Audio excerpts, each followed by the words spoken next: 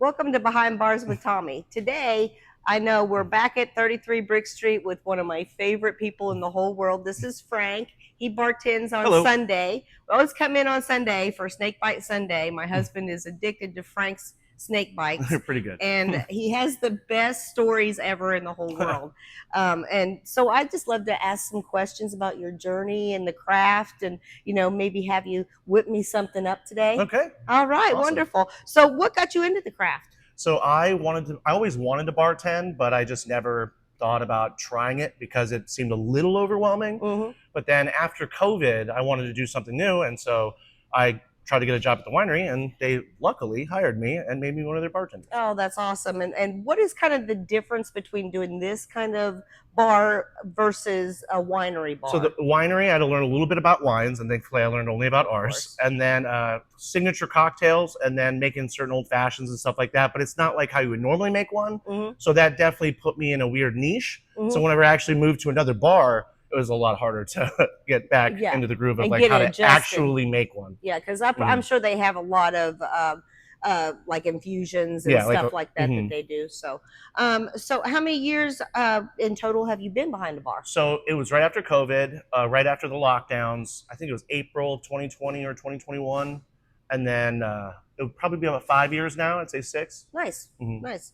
What kind of bars? Well, you've already said the winery. Any other oddity bars? So it was the winery, and then I worked at Legends for a year, and then I've been here for almost 3. Okay, so sports bar and then family dining. All right. Do you have a favorite cocktail that you enjoy making? So I do love making Cosmos and sometimes dirty martinis, but it's like the reaction you get out of a good one, it makes you feel really good. Absolutely. And it's pretty. Absolutely. Would you like to walk us through that today? Sure. Okay. Great. We have some of the stuff that's over here off camera, which we'll need some tins for. Ooh. Actually, we'll also need a strainer, which...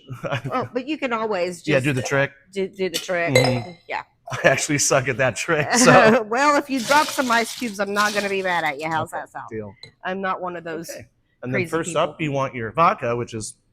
I use Absolute Citron, but a lot of people just do vodka. And then... I usually use Contra, but we'll use triple sec today because we are actually out of it right now.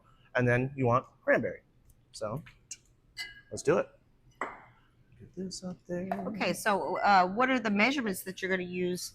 So I usually do like a 6 or a 7 count on the vodka, and then I'll do like half of that for the triple sec or the Contra. Okay, so those of you that aren't in the bartending world, a 6 or 7 count would be about 1.5 ounces to 2 ounces. I do not know. I did not know that. Well, there you go. I'm really good at stuff like that. Right, probably years of it, I guess. All right, there's the triple sec, which you also can substitute Cointreau for.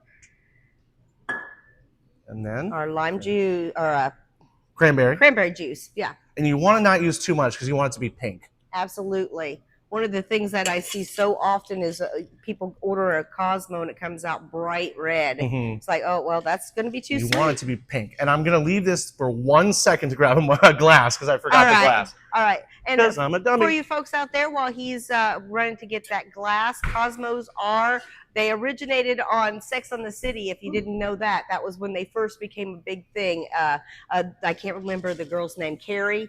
That was what she always ordered on Sex on the City, just in case you didn't know that. I did not know that at all. Well, there you go. Oh. Shake. All right, so he's shaking his Cosmo. Sorry for that little break, folks. We had some customers that didn't realize we weren't open yet, so that was kind of a funny thing and new to me. We're on a roll too. Well, we're still on a roll, baby. Let's just keep shaking, and I'm ready to drink this Cosmo. Okay. Done shaking it now. You want to make sure sometimes a good tell is if it gets real cold on the thing. We are going to pour. This is where I'm going to be nervous because I suck at this trick. You're going to be great. How about you help me a little bit on this? You want me to do it for you? No, but teach me your like. So all I do is. Oh, just that. That way you're straining the ice out. Okay.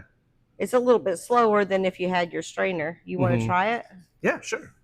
There you go. You're fine. You're fine. We like to make messes in bartending. I'm going to take a little lick. Beautiful. Wonderful. That's a great color too, Frank. Thank you. And if you notice, folks, the ice layer on the top, that's called your ice pack. No, what is that called? I can't remember now. Anyway, I'm gonna try it. Oh, hang your We're gonna lime. garnish it with a lime. Sometimes I'll rim it around, Ooh, and then, which I couldn't do all a full right. one there. Let me see. Tastes delicious. It's a very nice balance.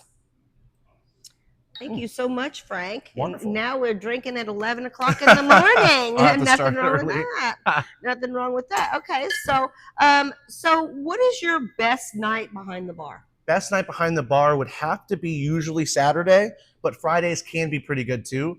But Saturday most likely, yeah. Do you have like a particular night that stands out in your mind of a memory of something fun that happened or something cool? We've had a couple people dance in the bar, and Oh, yeah. one of them is like really hilarious when he does it. So because it's a dude and it's really funny. But he's a regular. He's a really cool guy. Yeah, as long as they don't fall off. Right? Yeah, I'm usually there like, please don't fall, please don't fall. Yeah, praying. So what would you say is the worst night that you've had? Worst nights are probably either Sunday, but I love working Sundays. It's just I'm usually beat from the weekend, Right. and I got to be here pretty early on those days. But I would say money wise, most likely it would be, I would say, Wednesday or Thursday. Okay. Because sometimes we're busy, sometimes we're not. Depends on if there's like a convention in town. But Yeah, yeah. You know, some nights the energy's just weird. And those are kind of my worst nights is when you kind of come in and you already feel a little blah, and then the energy's weird in the room. Yeah, that's kind of my worst night behind the bar. So what is the craziest thing that you've ever seen besides people dancing on the bar? Craziest thing I've ever seen bartending was I was bartending at Legends. I was in back bar, and there's this guy there having a really good time, Hawaiian shirt, unbuttoned shirt, shorts, and he's grooving on the dance floor. And I'm watching going, that guy's hilarious. And then a gun falls out of his waistband and falls onto the dance floor. Oh, my God. Which I immediately go find Frank. And I'm like, Frank, we have an issue. Right. And we had to get the gun from the guy. And he was totally willing to do that. And we kept it for him because he can't just be right ridiculously dancing with a gun in his waistband. Well, yeah, and it sounds like he probably didn't need to be No. Drinking much more either. So what other than money have you gotten from working behind the bar, like life lessons or opportunities or even perks? By working at the bar? In a bar. In a bar, I think getting with the people is probably my biggest perk. Is just I love talking, so I love hanging out and then making sure people have a good time. Yeah. But perks wise, also I meet a lot of interesting people, and they let me like invite me to do stuff or like go to the hotel and like take a tour of the golf course, stuff like that. Right. And then also just those kind of things. So what about life lessons? Life lessons. Patience is virtue. That's great. Patience is huge, and we love people that are patient, and also you have to be patient to get when it gets stressful and you get overwhelmed. You just have to take it 1 second at a time. That's great. Great advice. Great advice. So do you see yourself behind a bar in 5 years? I definitely do. Most likely, I definitely do. Unless I get famous somehow, I'll definitely be behind a bar. You never know. I do love bartending. It's actually one of my favorite things. And my grandfather, he owned a bar and he was a bartender. My mom also is bartending. That's awesome. I love the family connections, and I'm finding that more and more as I'm interviewing different people in the industry, that there's so many family connections. And you know, I personally got into bartending because my aunt was already a bartender, and she, you know, made killer money, and she didn't seem like she was working as hard as I was as a bus girl. So that's kind of how I got into the business. Is there anything that you would tell a young person who's thinking of starting bartending? Or I would just do the work, and then even if you get defeated by not doing well, just keep doing it and keep making the drink, even if you have to ask questions, because if you do it enough, you're going to remember. Yeah, and please do ask the questions. Yeah, because that's even better, because then if you don't and you mess up something really bad. Yeah, and even if you have like a veteran bartender or something that's kind of snippy about it, don't worry about it, because you need to grow your skills. Yes. And that's by asking questions and hands-on. Because we're all overwhelmed at the whole time of the job. So. Absolutely. And you never know what's going to happen. That's what makes it so great. Is there anything you would go back and tell yourself about bartending before you chose to start? I would definitely tell myself, that's a great question. I don't necessarily know. Well, I'm already patient, but I guess, I mean, I didn't work as much whenever I bartended. I did at Legends, but I don't know. I don't know, Tony. That one You stumped me know, a little bit.